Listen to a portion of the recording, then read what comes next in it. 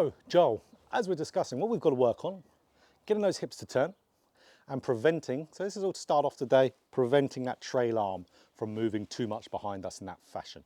We know the right side of the body is something we're going to have to work on, but for our ladder of what we've got to do in importance, that's a little bit higher up in the ladder, but the lower it is on the ladder, the more important it is for us. Well, the steps we've got to take first. Good way of looking at it. So let me describe through a little bit of what you're doing again, a condensed, simple way, as we dove into that on the analysis. And we'll get straight into what we've got to do to work on this. So, okay, what we see. So we'll start just talking about with the straight setup to where you're setting up straight towards the target, not the open one. So what we're doing, you've got a stronger grip, which is absolutely fine. You manage it quite nicely. Hands go back. They don't necessarily go in, but they go back. You go a little bit more out with driver. But again, it's not the worst thing in the world for you for right now. And then as we're turning back, you just kind of move your knees to where your left knee gains more flex and your right knee loses without hip turn. So you're kind of just moving your knee flex without turning your hips.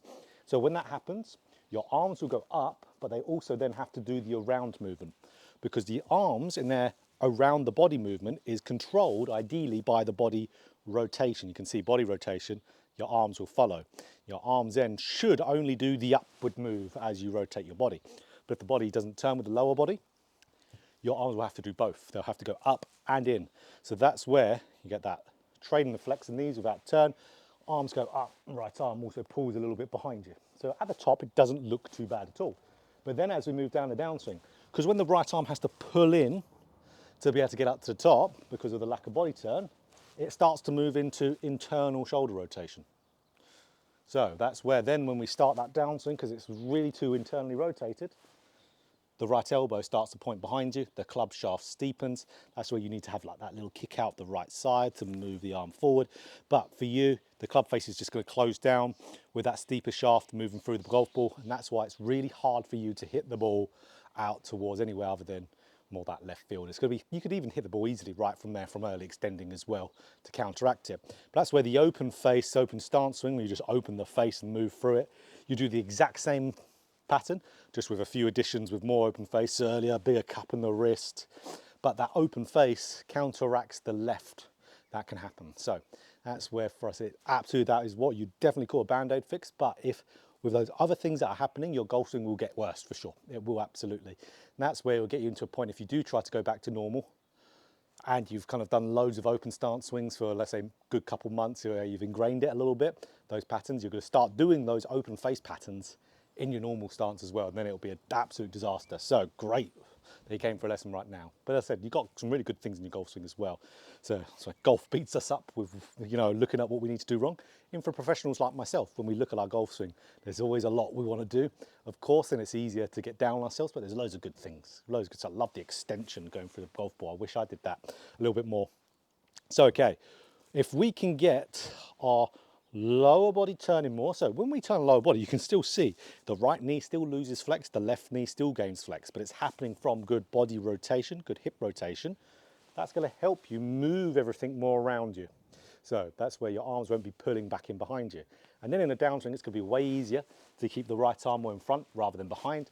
The club face then wouldn't be getting closed, the club shaft wouldn't be getting as steep, and then you'll be presenting a more friendlier club face to the golf ball.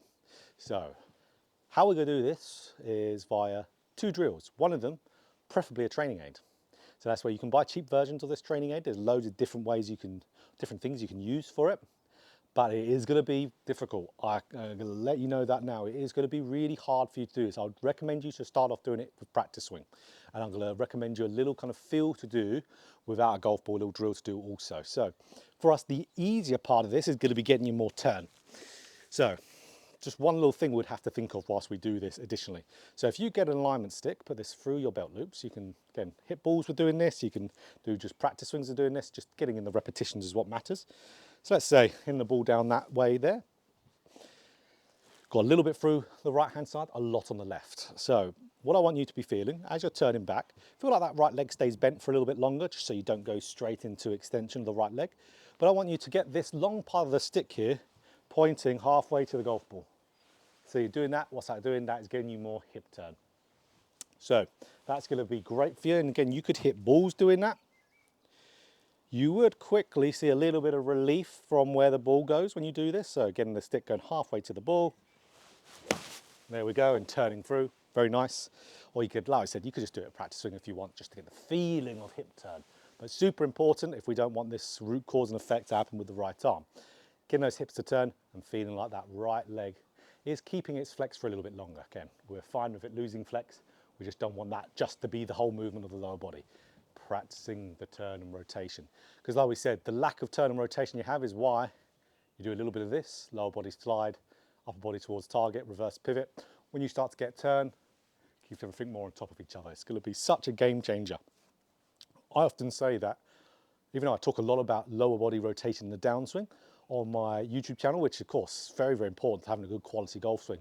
But even more important than that is backswing rotation of the hip. So important. When we see amateur golfers don't do it, they will always suffer for it. It's only the athletically gifted, and I mean super athletically gifted, who can get away with no hip turn. So that's where some of the guys on tour are those guys for sure. Brilliant drill. Now we'll come back to that a little bit in a minute as well. So, okay, the right arm. Now the right arm, I'll start off with a drill you can do at home for it. As we know, the turn is going to help us keep the right arm in a good position, but we want to prevent, of course, this from happening, because that's what causes shaft to steepen, that's what causes club face to lose control.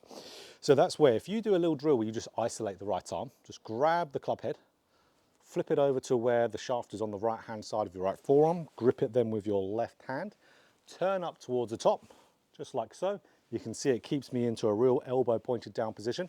I can't physically get the right arm going behind me there, because of course it's going to come away from my left hand. So then I turn up to the top, and then as I come down the downswing, I just give it a little pull in front of me. Stretches out your shoulder, so if there's any, let's say, shoulder mobility issues that are playing a role in this, it will remedy that. Really stretches out the shoulder nicely. I'm real sore from going to the gym the other day, so this is really stretching my shoulder a ton. So there we go, absolutely brilliant. That's a good one to do at home, and you can practice getting good turn in the backswing as you do that. Awesome. Just pull it in front just to get that right elbow in front rather than behind. Perfect. So what's this training aid? This training aid, again, like I say, it's going to be tough. When I first started working on this years and years ago, I could only do practice swings. I couldn't even hit a ball with it. So whenever we do a drill or training aid, it's a good thing to talk about, and it's tough to do, that doesn't mean it's wrong. A lot of players completely misinterpret it. They will view a drill or training aid as hard to do as something that doesn't work for them. And that is absolutely ridiculous. You know, you can't say something doesn't work for you, especially when it's a move you're meant to have in the golf swing. That just means that your body's so not used to doing it that it's really hard to even remotely get close to position. That's like me. I used to have the right elbow behind me like so, and it was hard for me to do this drill I'm going to talk about, and that is just having a ball training aid. So that's where, if I actually take out these bits here, so we get a little bit more of a feedback to it. When you're turning up to the top, you've got this in between your arms, so it could even be just a cheap ball, inflatable ball, absolutely. Can be, again, Tour Striker Smart Ball's a really good one as well. And all we want to do, move up towards the top, keep this in our arms as we're rotating, and in a downswing, keep it in between your arms, because if your right elbow starts to move back, it drops straight away. So that's why I took those two little poles out, because it stops it from dropping. So very, very good feedback, like really good feedback. So that's where that is massively going to help you to stop steepening the shaft and get that arm into a better spot. So absolutely, just keep this in between the arms. That's where we could have our stick in between the belt loops at the same time. Get it moving halfway to the ball. We could have the ball in between our arms for sure. Or you can just feel the feeling that stick drill gives you. And then hit some balls. Just do some soft ones to start off with.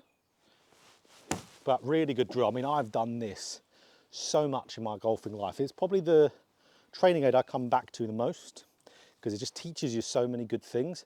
It teaches you a good connection between arms and body. You're already really good with your extension, so you'll have no problem with that. Used to be taught, this was designed purely to start off with for players who had a chicken wing. And I say, as you can see, it'd work really well because you would drop it. But any change in structure of the arms, of course, your arms get, the gap gets bigger. Of course, if you've got something in there that maintains the gap, it will just fall. So again, any cheap one can do absolutely fine. So this is the one from Shore Golf called Shore Golf Connector. Really good one. It's probably the newest one out there. You see guys like Rory McIlroy use this quite a lot. He's always working on his right arm position. So good turn, keep this in between the arms. And there we go. You can see with the wind coming from the field behind me, it's pushing the net into me. That's why I hit it there with the club. But absolutely, Joel. Better turn and better right arm movement via something like this is going to be huge, huge for you. So that's where, when it comes to, I haven't said a specific feel for getting the right arm in front, because ultimately these give you the feel and a good drill. Even if you just did this, would be great. Even you could even just hit balls with one arm, with another, with your hand behind, your left hand behind your kind of elbow region, and just stop it from going behind you. Is also a great way to gain a feel. Again, you could do that practicing as well. That's a tough one.